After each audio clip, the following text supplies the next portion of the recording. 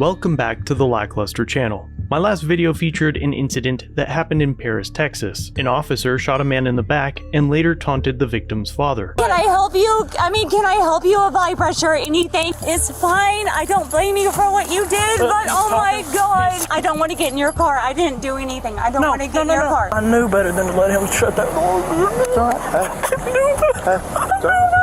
You fathered me! I flipped you off and you fathered me because you didn't like it! Make me go somewhere. Make me go somewhere! You ain't very big, are you? No, I'm not. You got your hand on your side by your gun. Is that illegal? No, it's not illegal. Do you have a problem with it? Yeah. Then do something about it. If you haven't seen that video, use the link below to get caught up. Shortly after that video, a viewer named Ivan from Germany decided to write an email to the chief of police, Richard Salter. English is Ivan's second language, so the spelling and grammar isn't textbook, but the messages are clear. His first email to Salter reads, "Hello there fellows. Your employees, especially Belcher, are the best of the worst. Check this video out. Really nice policing. Greetings from Germany, Ivan." And the email included a link to the video I posted. Generally, I would imagine a response to an email like this would be deleting it, responding with something copy and paste, or a response indicating the department's stance on the incident. Instead, Chief Salter demonstrated that he lacks the temperament to hold his rank in the department, and responds with this. "You mean the same Germany that murdered millions of Jewish families? I suppose if all cops are to be judged by the actions of one,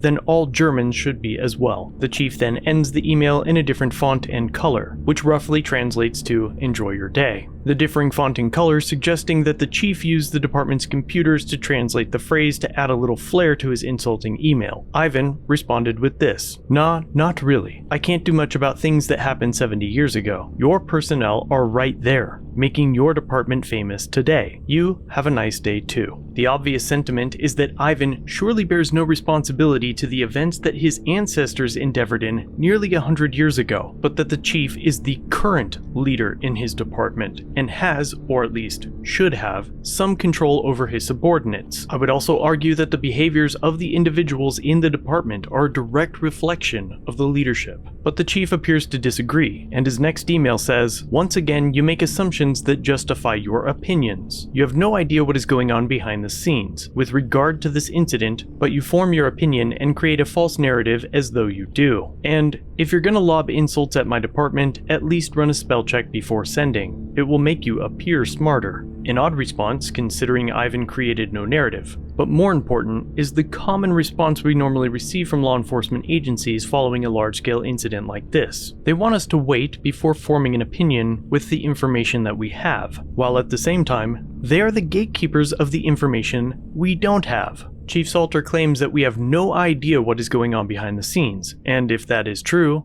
it's at no one's fault but his own. Currently, we've been told that Officer Belcher is on paid administrative leave, and that an investigation has been ongoing for nearly a month to evaluate the officer's conduct against the core values and policies of the department. And that's it.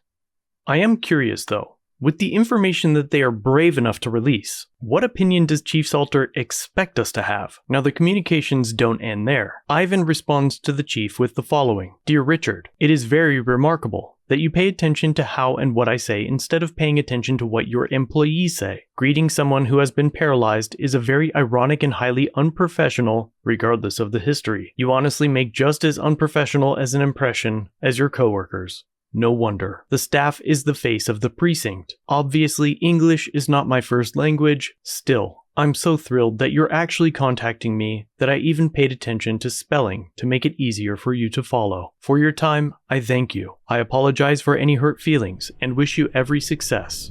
Many greetings." And to that, the chief responded with, "You assume that I haven't paid attention to what my employees say, and you assume that I'm not addressing the matter appropriately. Everything you have said, written, is based on those assumptions. You are wrong on both accounts. Ask yourself what made you fabricate those conclusions." To which Ivan replies, "Dear Richard, I will deepen my own research. You are right on this point. It is certainly not an easy task to answer for everyone. Not everyone is judged by one. Do not get me wrong, but to thrive like that, Mr. Belcher must have hit very fertile ground. He then ends the email asking to continue the dialogue in the future. And finally, the chief responds with the email he should have sent in the very first place. While I cannot share any of the details of the internal investigation, I can assure you that my fellow officers and I do not condone that kind of behavior from one of our own. When the investigation is complete, I believe the outcome will be appropriate. We'll certainly be watching for that outcome, but I think Ivan ended with a perfect point,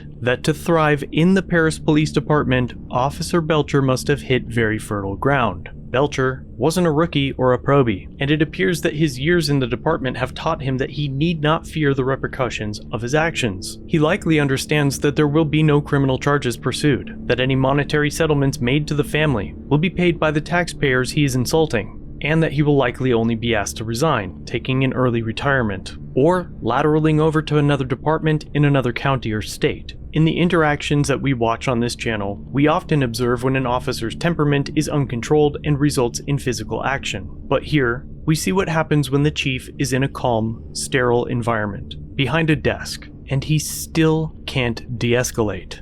So in the end, is this really all that bad of a thing? No, it's not. But if this is how they react to a mildly toned email from someone that lives 5,000 miles away, it's no wonder they shoot people in the back. You ain't very big, are you? No, I'm not. No, you ain't. And you acting like a big motherfucker. I'm gonna tell you right now, if you're gonna use your language and everything right there, you're gonna go to jail for disorderly conduct, okay? Okay, I won't say another cuss word, dude. Okay. Okay. 22-14 You got your hand on your side by your gun. Is that illegal? No, it's not illegal. Do you have a problem with it? Yeah. Then do something about it. You don't want me to. Do it. You don't want You'll me to. get away with it. It's just me and you right You know, now. yeah, it is just me and you. Yeah. I'd go to jail, mother. You got your little backup gang. Is anybody else here? Ain't nobody here right now. Me and you. Just me and you. Take your gun off. Take your badge off. Take your taser off. Take your shit off. Do it. Take your clothes off. Why would I take it off? Because then it's be just me and you, wouldn't it? Go ahead. Hey, tell your son we said hi. Thanks for watching. If you have a video, use the submit link in the description or pinned comment. If you enjoyed this one, subscribe and hit the bell for future content, and check out our other channels, Lady LackLuster and The Odd Side.